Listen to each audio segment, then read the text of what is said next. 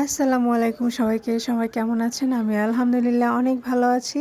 আমি আজকে আরও একটি লং ভিডিও নিয়ে আপনাদের সামনে এসেছি। আজকে একটি সুন্দর একটি রেসিপি আপনাদেরকে করে দেখাবো। যারা শুটকি লাভার আছেন তারা অবশ্যই আমার রেসিপিটি দেখবেন।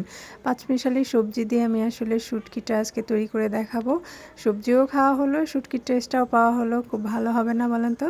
তো চলুন মূল রেসিপিতে চলে যাই বেশি কথা না বাড়িয়ে।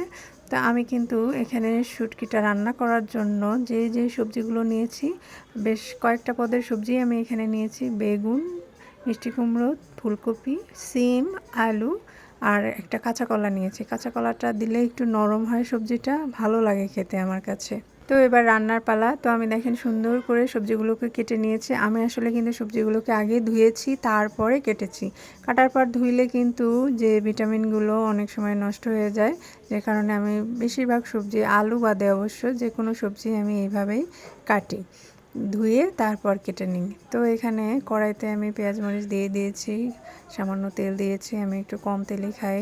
আপনাদের সবাইকে সব সময় প্রত্যেকটা রেসিপিতে আমি একটা কথাই বলি, সেটা হচ্ছে আমি খুব কম তেলে রান্না করা পছন্দ করি।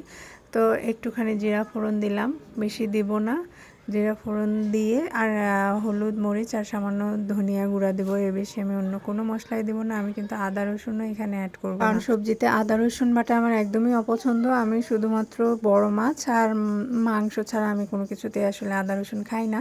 আদা রসুন আমার গন্ধটা ভালো লাগে না সবজিতে। আপনাদের পছন্দ হলে দিতেও পারেন, তবে আমি দেখেছি আমার মতো করে রান্না করে দেখবেন, মজা হবে। একদিন করে দেখবেন, খেয়ে ভালো লাগবে আপনাদের।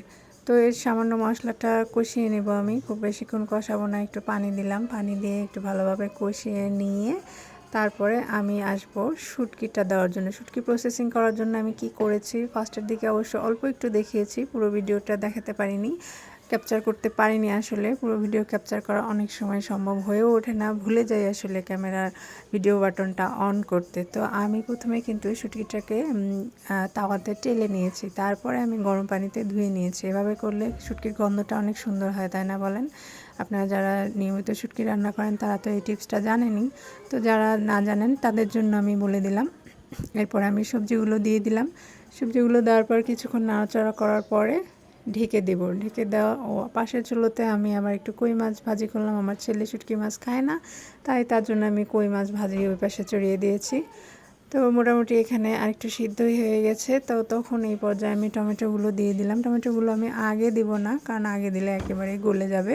সবজি আর শুটকি এভাবে সুন্দর করে কিছুক্ষণ নাড়াচাড়া করার পরে আরও বেশিক্ষণ সময় লেগেছে। 3 মিনিটে তো আর এত কিছু দেখানো সম্ভব হয় না, তো আপনারা তো বুঝতেই পারবেন। তো যখন নামানোর একদম সিদ্ধ হয়ে গেছে, যখন শেষ পর্যায়ে চলে এসেছে, তখন আমি এর মধ্যে কিছু ধনেপাতা দিয়ে দেবো। ধনেপাতার গন্ধটা আমার ভালোই লাগে, শুটকির সাথে আসলে খুব ভালো যায় আর কি। তো এভাবেই আসলে রান্না করেছি আমি। আপনাদের কেমন লাগলো পুরো ভিডিওটা আমাকে জানাবেন কিন্তু। আর শুটকিটা কিন্তু প্রায়ই করে খাই আমি। তখন সাথে থাকার জন্য আপনাদেরকে অসংখ্য ধন্যবাদ।